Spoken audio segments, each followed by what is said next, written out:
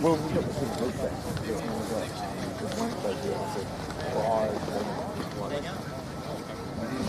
We acknowledge the traditional lands and waters of the Gunditjmara, the Bukanditj and the Jawajali people and their respective cultural heritages. I acknowledge elders past and present here at today's gathering and through them to all Aboriginal people. Aboriginal and Torres Strait Islander people provide an important contribution to Australia's cultural heritage and identity. We respectfully acknowledge the Aboriginal and Torres Strait community living throughout the Glenelg Shire and the contribution they make to the Glenelg Shire's prosperity and well-being.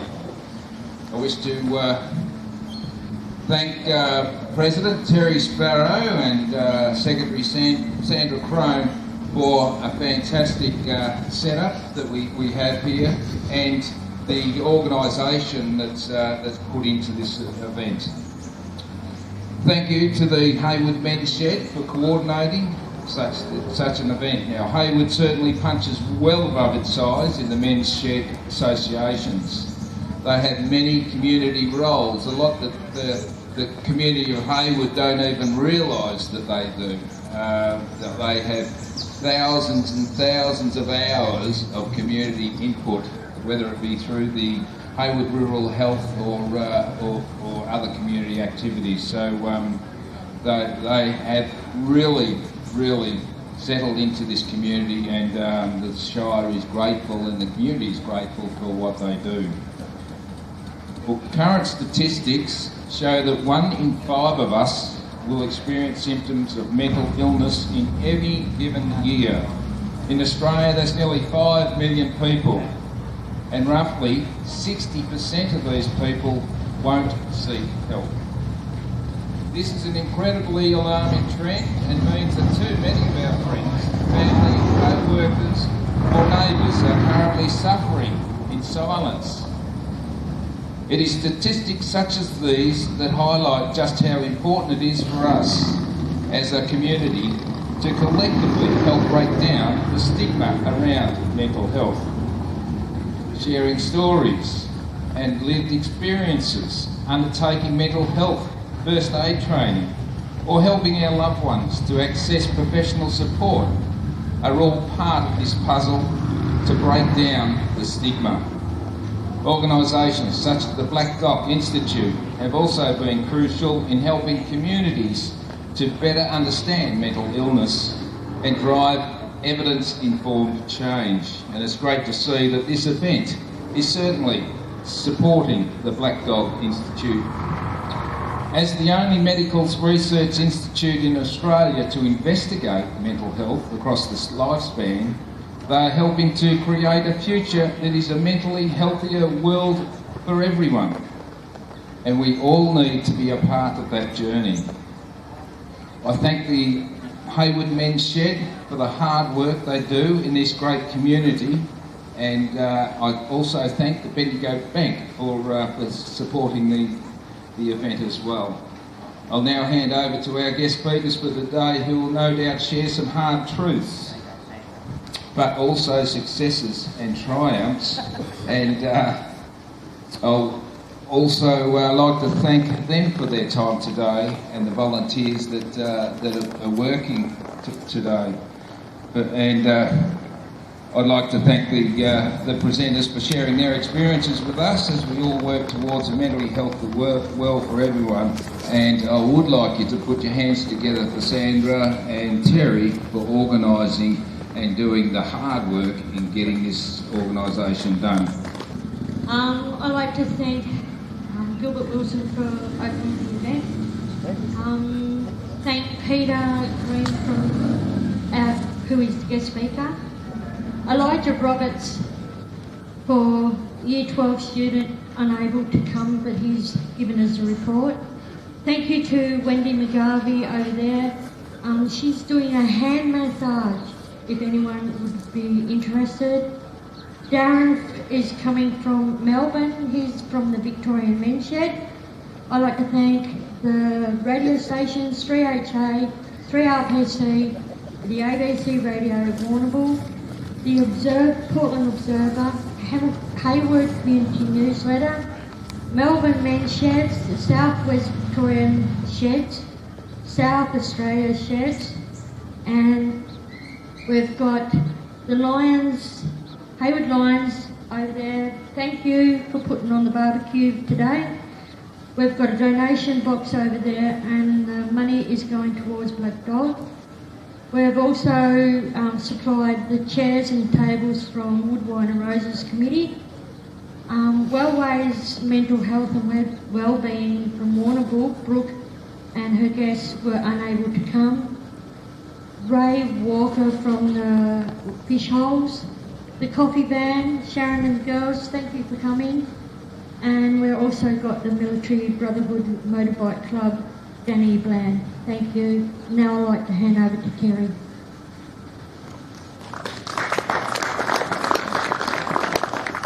Yeah, just thank all the motorbike clubs for supporting this. It's a good turnout, so thank you very much. This event was organised by Sandra, done all the paperwork and all the memorabilia for the stuff that goes with running these events. And I was just to organise the cars and the motorbike. So thank you very much, Sandra. And I'll just give you a little thing. All the food is for free, so you don't pay any money for the food. We're just asking for a bit of a donation in the Black Dog Institute box, donation box over there. So that's all we ask to do. And then I'll hand over to Peter and we'll get this thing on the road. Thank you very much. Before I start, like Gilbert, I'd like to acknowledge the traditional custodians of the land, and I'd also like to pay my respects to elders both past, present and emerging, and extend that respect to other Aboriginal and Torres Strait Islanders who are present here today. For those who haven't met me, I'm Pete Green from the Black Dog Institute. I'm a volunteer presenter on numerous different mental health topics with the Black Dog Institute. When I'm not doing this, which at the moment seems to be on a fairly regular basis, I'm married with 2 kids. I have a 15-year-old son, and I have a 10-year-old daughter who's going on 20. I'm sure most parents who've had daughters can probably attest to that one. And when I'm not doing that, I'm hiding in the shed working with metal, wood, and running around with horses. Normally this presentation that I go through has a PowerPoint slideshow for you to look at as well, but I'm sorry, you're just going to have to stare at my ugly mug for the next 30 minutes or so. I will talk about what I've been through, because part of Black Dog Institute's mantra is that most of our presenters are what we call lived experience. So it's something so we can actually speak from the heart and what we've actually been through. For those who don't know, Black Dog Institute is a research and not-for-profit organisation that aims to contribute to a mentally healthier world by reducing the incidence of mental illness and suicide, removing the stigma, and empowering everyone to live the most mentally healthy life possible. Black Dog's model is designed to rapidly translate the evidence-based research on the ground as fast as possible, be that in clinics, communities, schoolyards, or the workplace. So a little bit about my story. I'm an ex-firey, or still am to some extent, I'm still involved. I broke down with post-traumatic stress and a conversion disorder about 6.5 years ago. The final straw that broke the camel's back for me was a car v truck accident out on the Ballarat Road. For those who remember it, it was one where four-wheel drive T-boned a B-double, and the truck driver was found about 10 miles south in a farmer's shed about 36 hours later. And as I say, that was the straw that broke the camel's back. Firefighting is a tough gig, as it is whether it's military or emergency service. We all face the front line and see a whole lot of crap that no one else really needs to see. And to be honest, there's still a hell of a lot of stuff that haunts me to this day. When I broke down, my body didn't give me a choice. I have a conversion disorder as well. So basically the right-hand side of my body shut down. So at the grand old age of 36, I walked out of hospital on a Zimmer frame, and I can tell you right now, there's a fair bit of pride in not being on that thing for too long, because I figured that was something that was for someone far older than me. Basically, the conversion disorder was what my brain couldn't process, came out in a physical form.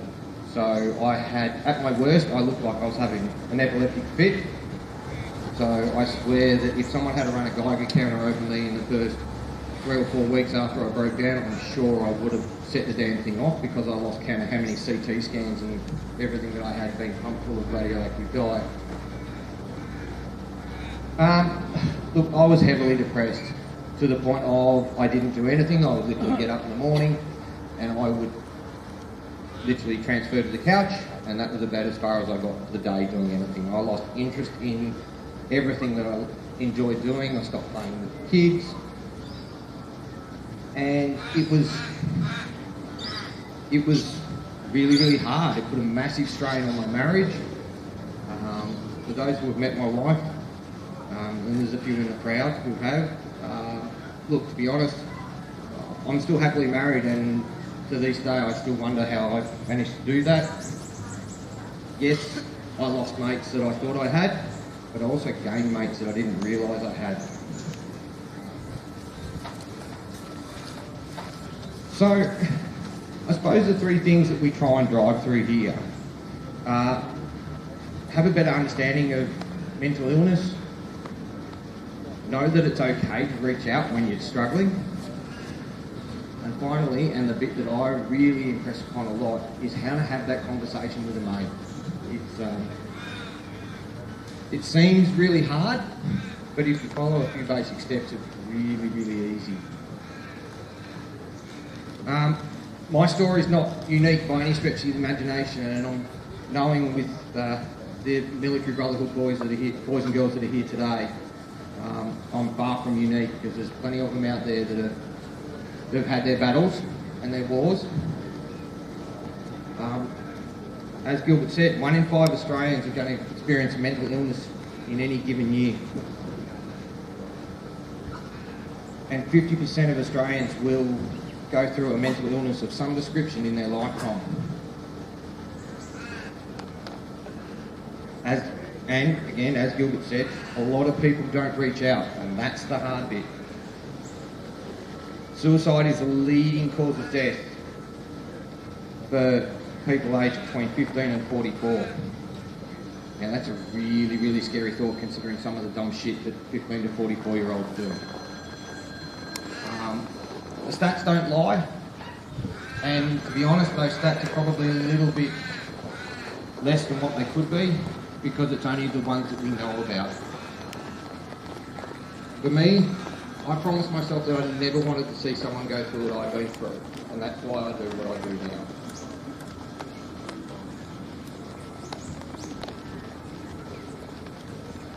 Like any illness, and that's what it is, it's an illness, it's not a disorder, it's not some weird cock-ass thing or anything else, it is an illness. The earlier we intervene and start treatment, the earlier and easier it is to treat.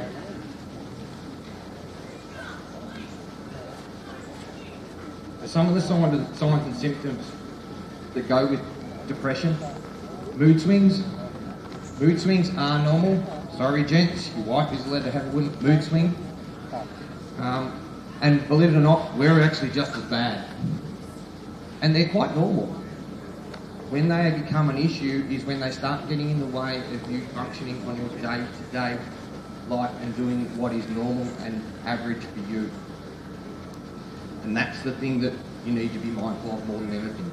When it starts affecting your life on a day-to-day basis and doing what you enjoy doing, that's when we start running into issues.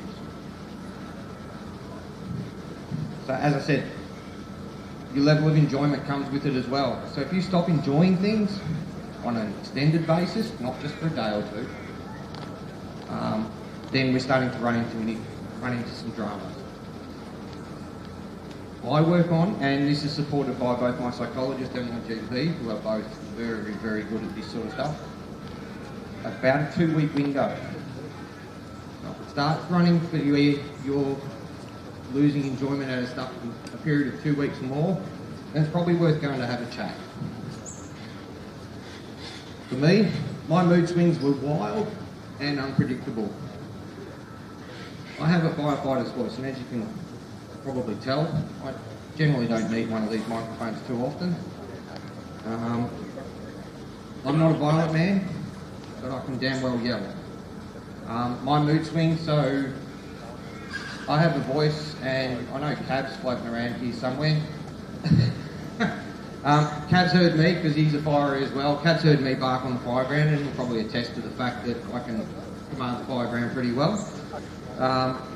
My wife managed to discern one day from 2 blocks away over a shed fire that I was demanding something be done yesterday, and I was not being particularly blunt about it, particularly nice about it either. But when that happens inside 4 walls of a house, that's really done scary for my wife and kids. Although depression is tough, it can be managed and it can be treated. It's not a death sentence, and it doesn't have to be. Some of the signs from a clinical depression point of view, so if you have a lowered self-esteem or self-worth, feeling hopeless, not able to enjoy life, reduced motivation, sleep, appetite and or weight changes, less ability to control your emotions,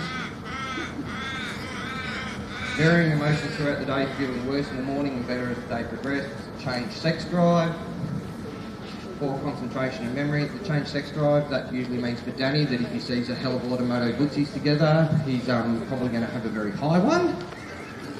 Sorry Danny, that was a fairly easy cheap shot. I'll pay for that tonight at the RSL, I'm sure. Lowered energy levels, reduced pain tolerance, and the scary one, which is suicidal thoughts. General rule of thumb, if you can tick 5 of them for a period of 2 weeks, we're probably in a position where you need to have a chat.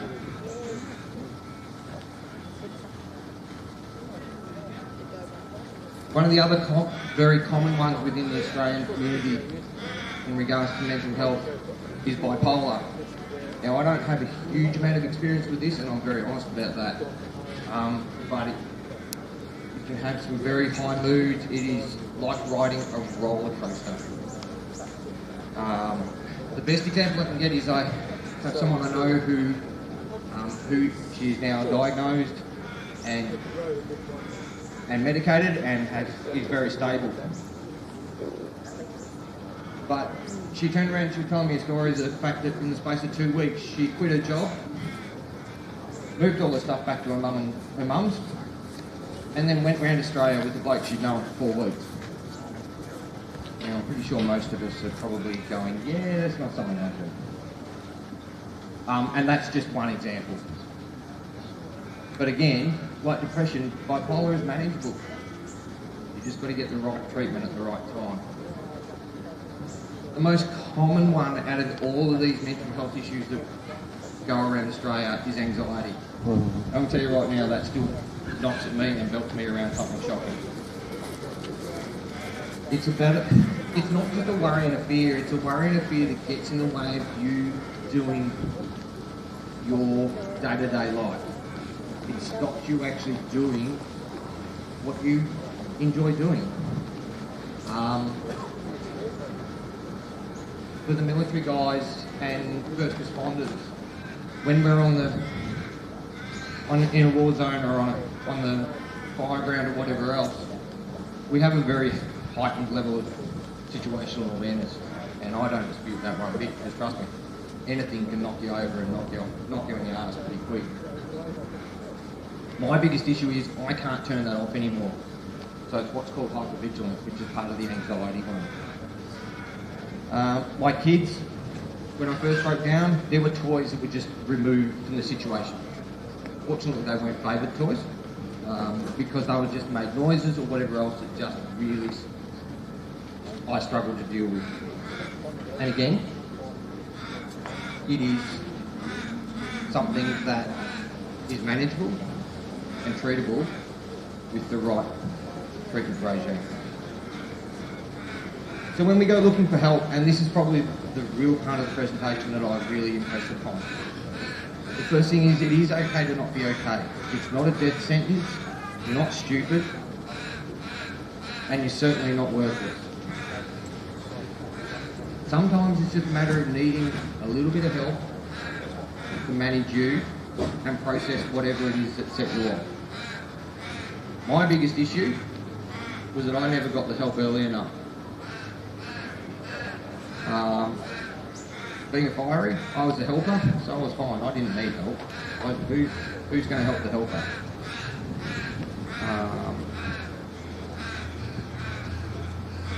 So the turning point for me, as I said, my body didn't give me a choice.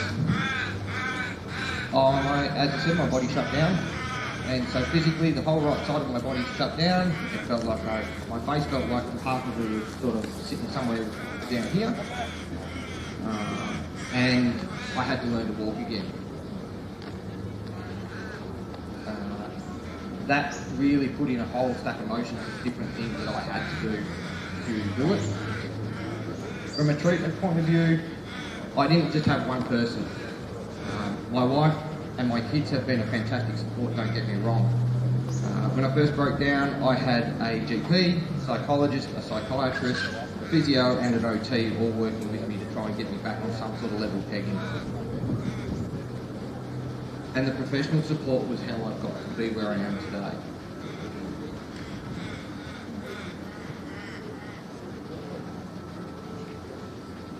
Family support, as I said, is a big part, and I'm very fortunate that I've had a family that supported me heavily through the whole thing. So you decide we need a bit of help, and you go to the doctor. Now, when you go and see the doctor, book a long appointment. If he's doing his job right, or her job right, they should be asking you a bucket load of questions. And this is not about the fact that you are under the Spanish Inquisition or you're sitting in the docket court. They're trying to do their job right. They're trying to make sure that they send you down the right path with the right level of treatment. There's a fair chance that they're going to refer you on to a specialist, either a counsellor or a psychologist, or extreme cases you may end up with a psychologist as well.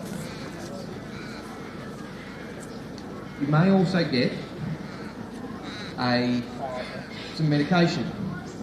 Now, I'm pretty sure there's a fair few people out here in the audience who are on medication for a number of different health matters, be it diabetes, cholesterol, heart disease, whatever else.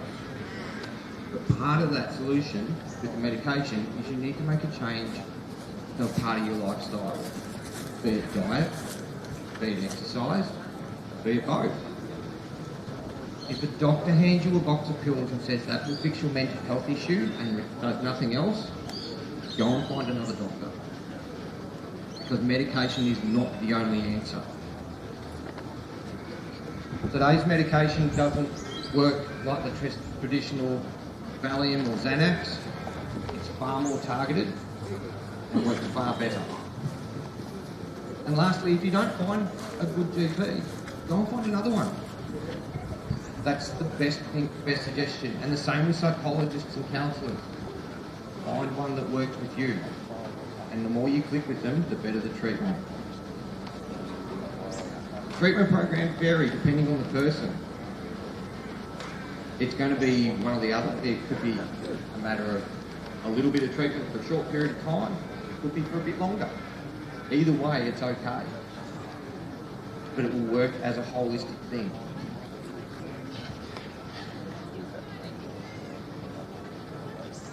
For me, treatment is a hell of a long time yet. For me, I've been seeing a psychologist for the last 6.5 years, and I will be for a long time yet. And believe it or not, I am absolutely medicated for beyond. I jokingly tell everyone that I am a registered drug addict because my GP, when he writes my script, has to get an authority from the PBS because it's that high a dose.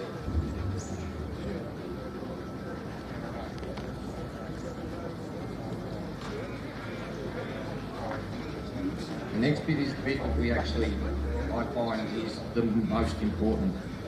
So how do you engage with someone who is actually struggling? The Are You OK setup is absolutely brilliant. I love it. I make one small change. If you are going to ask a mate or friend, family member if they're okay, be prepared to listen. You don't need to have any answers, you just need to be able to listen. If you are going to have that conversation though, and this is the change I make to the Are You OK Day information, don't do it at their place. And there's a method behind my madness. If you do it at their place, and you have that conversation, and you make them uncomfortable, and inevitably you will, because it is a really raw discussion. Where do they go? They don't have anywhere to run away. One of the biggest things personally for me, I found when I broke down, was the fact that I felt that I lost my dignity, and that if you lose that, personally, that's a really big issue to deal with. Do it at your place. So invite them over to your place. Or do it somewhere neutral. I generally discourage the pub, only because it can encourage a little bit of self-medication, and unfortunately alcohol is a known depressant. And that way then, they have the ability to make them uncomfortable, they can make their excuses and go. They live with their dignity intact, and you're far more likely to be able to have that conversation again somewhere down the track. So you do have them in and they start talking. Listen. You don't have to have answers. No judgment. Just listen. Sometimes the best thing for someone in my situation is just having someone who's willing to listen to you. Encourage them to take action, absolutely. Make some suggestions. The first port of call is generally the GP, because that opens the gateway to all the mental health treatment in the system. But don't take over. Let them do it. Let them feel like they're in control. And finally, check in on them. See how they're going. I did this presentation at the Ballarat East Men's Shed 3 or 4 months ago now. And after the presentation, I sat down, and as I will today, I'll hang around for quite a while. Not too many blokes for me not to disappear just yet. I want to go and have a look at them. And I sat down with a fella and his mate, and he was in a really, really bad way. And he said to me, booked in to see GP, but he hadn't gone. And his mate's gone, but why? He's gone, well, I've just had a pacemaker put in, I don't like driving much anymore. And his mate turned around and said, well, that's fine. I'll pick you up. I'll take you to the doctor, and I'll sit in the car, or I'll sit in the waiting room, whatever suits you, and make sure you get the help you need. And he was an ex-firer as well.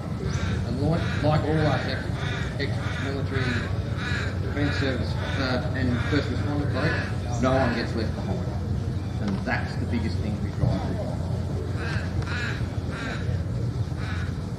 So what do I do now? We've all had enough to do in a little bit. I work with my hands. I've got into doing blacksmithing and epoxy resin pouring with reclaimed timber. I tell you, the epoxy resin stuff's bloody expensive. I really should stick to more blacksmithing, because at least the metal's cheap enough to refix it after a while. My best mate races production sedans, so I swing spanners for him. I'm not sure if that's a good thing or a bad thing some days, because I'm sure we show up at some racetracks, and a few people refer to us as the Laurel and Hardy show. There's a third one, I'm sure it'd be the Three Amigos or something like that. And while what I've been through has created some very challenging issues, I suppose one of the biggest things for me is I've found a new determination. And doing things like this, and I'm off to in a couple of weeks for the military brotherhood boys. Yes, you have to listen to me talk again. Sorry. I'm off to their annual roundup in Ballarat in a couple of weeks' time. Slightly different discussion than what we're doing today. I do this because my mantra now is I never want to see someone go through what I've been through. And if I help one person, then I've done my job. And I don't mind who I speak to, and I'm happy to. I travel around a fair bit of the countryside these days as I'm medically retired. And I do these presentations a lot of places. I noticed there's a couple of service dogs floating around today. I left my service dog in training at home so I could actually have to play with the kids. But that's normally I have this black fuzzy fluff ball that bounces around and wants to be friends with everyone. And part of that is also it gives people a bit of comfort too, because animals just seem to know when something's wrong, and they're just there to do it for you. So as I say, I'm hanging around having a chat. So if you want to come and have a chat with me, more than happy to come and do presentations that are a little bit longer than these, with a nice pretty PowerPoint so we can go through it in a bit more detail. But to Sandra and Terry, thank you. The turnout is amazing. First time going on one of these, it's been fantastic. Sandra's been on the phone with me a fair bit. It's been a couple of days up at my place trying to get this thing organised, and her determination and her drive has been absolutely amazing. So thanks for listening. But I think the thanks really needs to go to Sandra for putting on such a fantastic day. And for the car clubs and the bike clubs that have come in, thanks for coming out, because it makes the day far more worthwhile and an enjoyment as well. So thank you very much.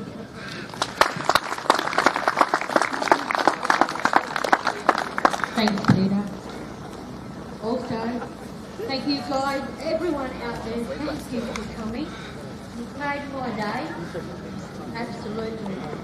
Thanks, Terry, for putting the word out to the bikes and the cars for coming. And also, we've got another guest speaker come all the way from Melbourne. He's from the Victorian Men's Shed Association. So put your hands together for Darren. I've actually been asked by Sandra. Sandra come up with the idea of getting this event together and be able to share a message about mental health and things of that nature and the impact it has, which is absolutely fantastic. She's been, herself and Terry, been communicating with me on and off for months now to get this together. So it's absolutely rad to see that you guys are out here and supporting them. So I don't know if we've done it yet, but I think we should probably give a quick round of applause to Sandra for the work she's done. Ed and Terry pulled it together. It's a ripper event. Anyway, I'll push on. This I've got here is actually something that was put together by Elijah Roberts. He's a Year 12 student at Portland Secondary. He's literally just graduated yesterday, talking about sort of his experiences with mental health and things of that nature. But also one of Elijah's schoolmates is actually Sasha, which is Sandra's daughter, who's graduated yesterday as well and has had her own battles. So clearly it's something that sits very close to home for them. But these obviously aren't my words, these are the words of Elijah, as I said, a Year 12 student. So I'll read them out now. It is with great pleasure of mine to be given the opportunity to provide a speech for all of you here today. Unfortunately, due to school commitments, I can't be with you in person. However, hopefully my words will play a valuable opportunity to highlight positive steps can be taken to promote mental health and wellbeing. Discussions and presentations like today are important in building an understanding of the fact that mental health issues affect people from all walks of life, men and women of all ethnicities, and from all socio-economic backgrounds. Promoting mental health and wellbeing requires an understanding of cultural diversity, including respect to people's differences and a willingness to learn and accept people who have different ways of viewing the world. Starting off my secondary schooling, where I was evidently at the lowest point in my life, I felt like I had no self-worth, value, or even sense of belonging to the world. Not believing in myself was leading to poor mental health, leading me to make poor decisions. It was hard for me to talk about my emotions and the day-to-day struggles I faced, with the ongoing negative thoughts I exposed myself to, that I felt comfortable speaking the truth about my emotions. I had a teacher by the name of Gabrielle Johnson, who believed in me to be successful. I constantly would always talk about my mental health with her, and having that conversation made me a stronger gentleman. And to this day, we all have them. My negative thoughts can overtake my day-to-day life. Fortunately, due to people like Gabrielle, I'm able to overcome and fight the negative thoughts. Ultimately, my message is that everyone's mental health pathway is different, from experience to even our recoveries. I encourage you to find someone that makes you feel comfortable in your own skin and talk to them. We tend to share quotes like, "Conversation can save a life." It can. First-hand, I've experienced the benefits and positive outcomes of talking about my mental health. If you're sitting in the crowd today, I believe in you. So does the person sitting next to you. For many, it's hard to understand the thoughts and feelings that go on within us and how we can better our mental health. Over time, from my personal experience, I was able to develop a theme of fixing mental health, which enabled me to battle the negative thoughts and beliefs endured. I'd like to share it with you today. The theme sets a number of goals towards achieving better mental health. Connect. Develop your relationships with friends, family, colleagues and neighbours as these connections support you and enrich your life. Take notice. Be aware of the world around you and see the beauty in the everyday life and also the unusual things. Reflect on them to appreciate what matters to you. Learn. Try something new or rediscover an old interest, or take on a new responsibility or challenge. Learning inspires confidence. Give. Do something for a friend or stranger and see yourself and your happiness linked to the wider community. As I mentioned, mental health issues are common and can affect any one of us. The reality is that almost half of the Australian population will suffer from mild to moderate mental health problems at some stage during their life. And it is crucial that as a nation we can provide the help they deserve through recognition and the action taken by us. It is important that we encourage one another who are experiencing negative mental health issues to seek help, because through early detection we can ensure that mental illness does not have to be a life sentence. Over the past decade, attitudes in Australians have changed about the way we view mental illness. It's no longer seen as something that doesn't affect us, but rather as something that affects our friends, families, neighbours and communities. I've gone long periods feeling inspired, determined, creative, blessed, grateful, honoured, passionate, thankful and connected to the magic of this world. And I've gone through periods of suffering so dark I couldn't see anything good in my life. How we overcome these depressive episodes is firstly valuing yourself enough to take the time every single day to work on you, to engage in something that will ensure you are a positive influence on the world. This, of course, doesn't mean life will suddenly be perfect. The same life challenges will show up. If your mind is strong, if your mind is at peace, your reaction to the challenging times will be different. Your reaction will be, how can I make this work? Why is this happening to me? Ultimately, from my speech today, I want you to take away that opening up about your mental illness will allow you to express how you truly feel. And it gives others a chance to help you by guiding you through difficult times. If you are experiencing any form of depression, or if you constantly experience negative thought patterns, seeking help will be extremely beneficial for your well-being. Nevertheless, I want you to go home today and focus on yourself. Treat yourself. Buy a cup of coffee, your desired slice, or even a cheeky block of chocolate. You matter most, and I want you to know that. You are brave, you are strong. Please speak out. We all do care about you. Well, I'm sure you will agree that mental health awareness is vitally important in raising awareness of the continuing need to make mental health a priority for all people. As I said, those are the words of Elijah Roberts, Year 12 student at Portland Secondary School. Very thoughtful piece. So hopefully you guys got something out of it. I think you can probably see a few parallels between what Elijah stated and obviously what we've spoken about so passionately and haven't seen before. But now I'll pass this back over to Sandra, and hope you guys enjoy the rest of the time here.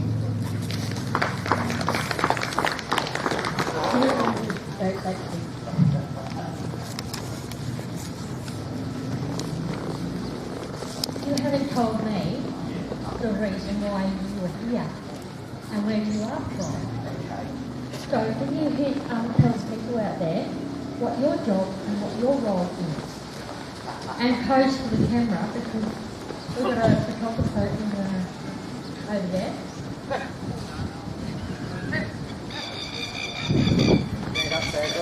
Alright, now you can explain to the folks out there what your role is. Alright?